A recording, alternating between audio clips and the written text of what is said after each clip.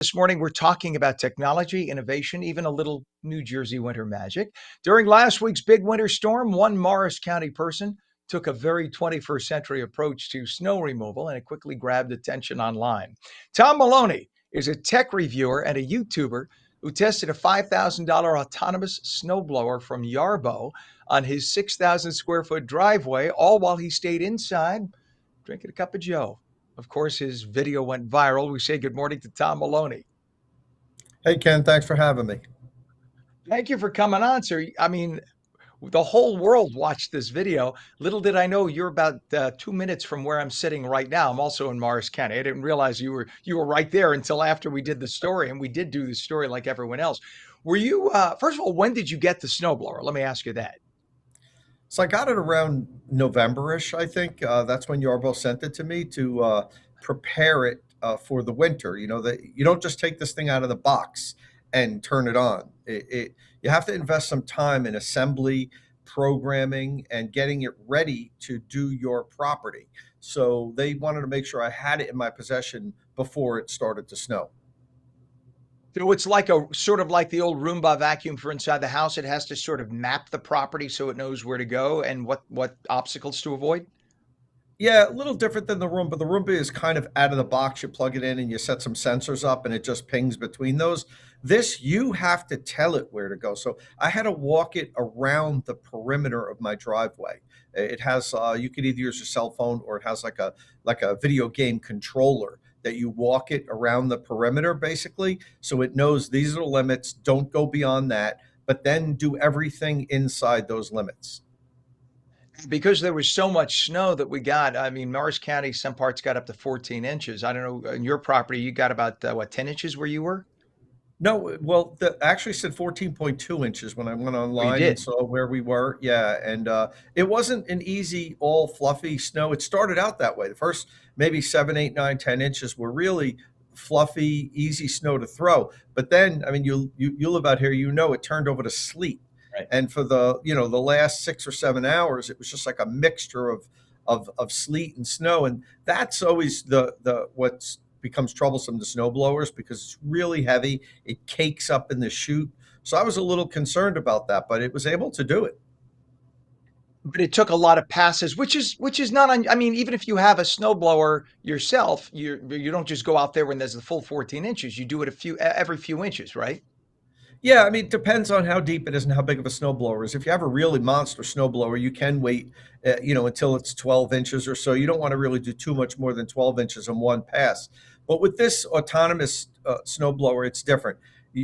Particularly if you're going to have a storm, let's say greater than 5 or 6 inches, you turn it on when you have about an inch or two and you let it continuously work the driveway because it just, especially if you have a big driveway like me, you mentioned earlier, I have a 6,000 square foot driveway. It's 325 feet long with a big landing. That's an unusual driveway. So I needed to let this thing get a head start it when it's low and just keep working.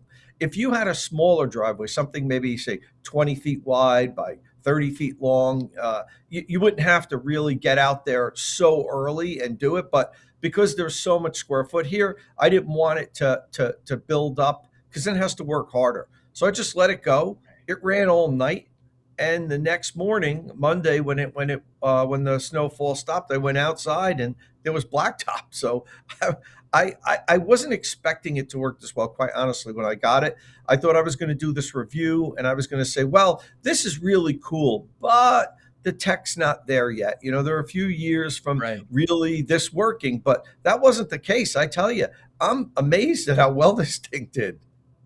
That's amazing for sure. Now, this is battery powered and it lasted all night doing that, throwing that much snow.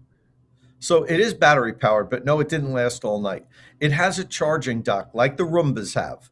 And what happens is when the battery gets down to, and you program it to the set low limit, I had it set at 15%. When the battery gets down to 15%, it takes itself back to the charging dock, climbs up on it. Well, first it cleans the snow off of it, and then it climbs up on it and it wirelessly charges. So it was charging about as long as it was clearing the snow because I saw that it ran for anywhere between an hour and a half, and then it would go back to the charging dock and charge for about an hour to an hour and 15 minutes.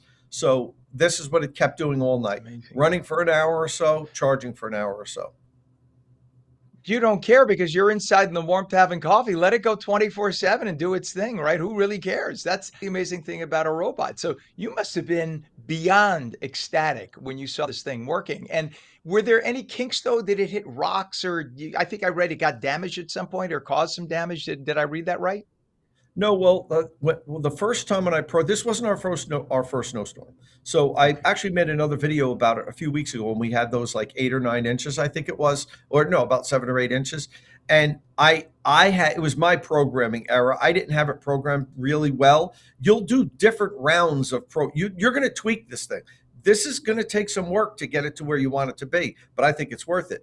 The first time I did it, it was hitting some rocks when it was trying to get to the charging dock, and I fixed that. So in this storm, that didn't happen. But on this storm, a couple things happened. I programmed it also to clear pretty close to the end of my driveway. Now, when the plow comes, they plow you in.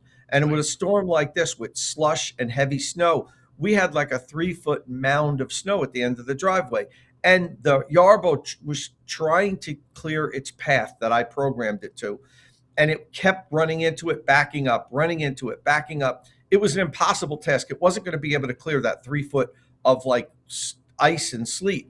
So the chute got clogged. So I had to go out, clear the chute, and then I actually took my manual snowblower and cleared the bottom of the driveway because I didn't want it to continue to have that problem. Just the driveway apron, where the street is. So that was one Right. problem.